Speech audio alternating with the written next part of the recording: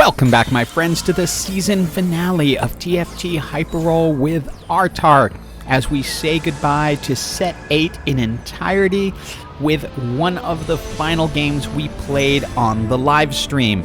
Graphic, you know what to do. Tomorrow, we're going to be doing Get Hyper for Set 9, but since they did not have Hyperroll available during the PBE, I'm going to be guessing.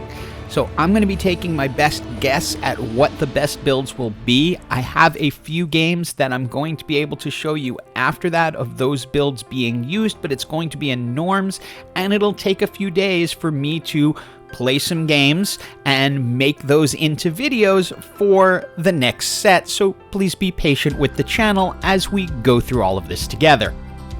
This particular game happened during a live when we were trying to do set 9, but the PBE wasn't working. First set of items, I hate rolling low tier augments because then you lose your roll for later. That's not that way in set 9, but this time I just go ahead and decide to take second wind, then see that I can get a few InfiniTeams.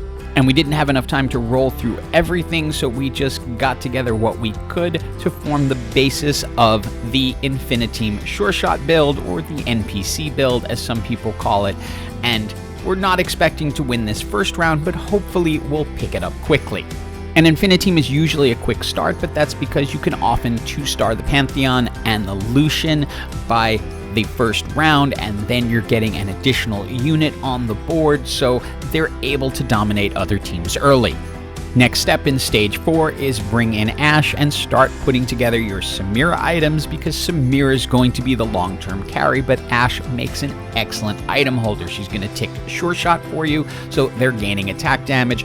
Pantheon can hold up the front line early, and you'll likely just be on a win streak. Item-wise, if you want to play this comp in the several hours you have remaining, it's going to be Infinity Edge, Last Whisperer, and Hand of Justice. So you get those 3 items on Ashe. They're going to transfer over to Samira as soon as you get her. And we'll speed these fights up because, again, this is a fast start build. You're getting an extra player, especially if you have lots of 2-stars. You're going to be able to get through competition. The second wind healing is also helping us stay alive a little bit longer. Second set of augments is hero augments. Easy one, mana tempering, it increases attack damage. We also get our 2-star Sivir. Also notice Gary is with us because we were able to get a Twisted Fate and a Shen. So we are well on our way to completing this build and ending this game with a real bang. And this team is just so sinister to face because it's got so much power, especially if you pick up an early Twisted Fate. He is going to demolish opposing teams. And we managed to grab Samira off the carousel, which I sincerely hope are gone in set 9 in Hyperroll, so we are able to replace Ashe and now have all the items we need. The Last Whisperer, Hand of Justice, Infinity Edge. The team is essentially complete here. We just want to build it out as much as possible and make it really strong. If you're trying to climb in these last few hours before they reset the sets and just hit hyper, I do suggest putting this into your list of builds that you use. It's really easy to build, follow the numbers, and win. As you can see, we are holding our roll right now, and the reason is that we want to wait till stage 7 when we have a better chance of getting additional Samiras and Twisted Fates so we can 2-star those champions, but it's not really hurting the build at this point. It is time to look at our final set of augments, and nothing I love here. Cybernetic implants could have worked, but I was hoping for Thrill of the Hunt, not going to get it. Component grab bags, probably our best choice just because we don't have good Twisted Fate items yet, so we might be able to pull something out of this, and we do get the static Shiv, so that is going to help. We can also open this up, hope to get something that fits. We could double static Shiv, but not really worth it. We're probably best to go with Spear of Sojin and then put the Dragon's Claw on Pantheon since his damage is tied to his magic resist. We run into a laser admin team, which would normally be really difficult to get through, but here's where Second Wind ended up helping us out. Shen stays alive that little extra time that allows Samira to clean up completely.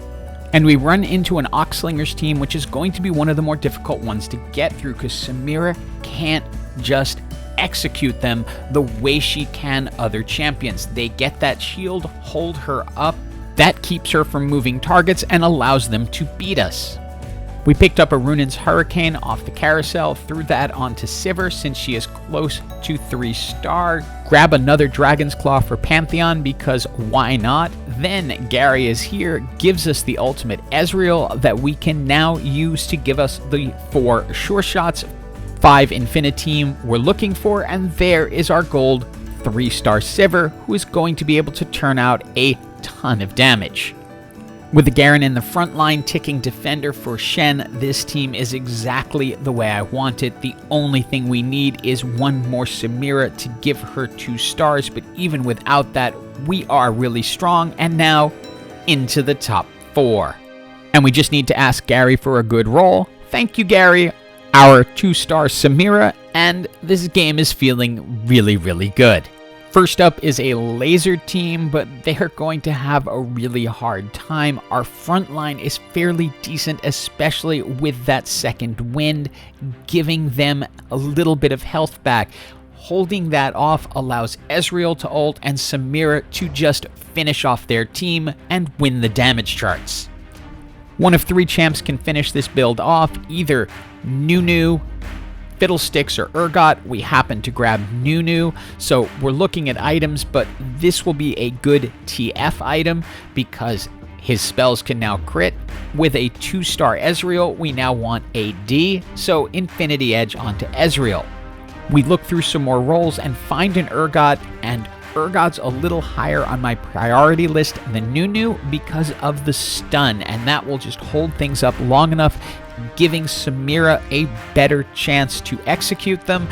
When we get the chance to take Urgot up to 2 stars, I know we're in really good shape now. We face off against the team currently in first place. They had beaten us earlier. They are very strong with the gold 3-star Lux in the corner with those items, but things have changed since then. We now have the 2-star Samira, we have a 2-star Urgot, we have a 2-star Ezreal, and we can just clean house. With the other players out, it's down to a 1v1. I moved Urgot over so that we can get the stun onto Lux, although I think it would have worked either way. Taking Lux off the board, even for a moment, is going to allow us more time for our champions to just get in there and win. And I left my team the same, but they made some adjustments. One of the disadvantages with InfiniTeam is they know where your portals are going to be, so they can plan around it a little bit. But this team we have is really, really strong. They are left with Annie, who ends up getting executed, and it is GG to everyone with Ezreal leading the final damage charts. Now, this particular game was a little special.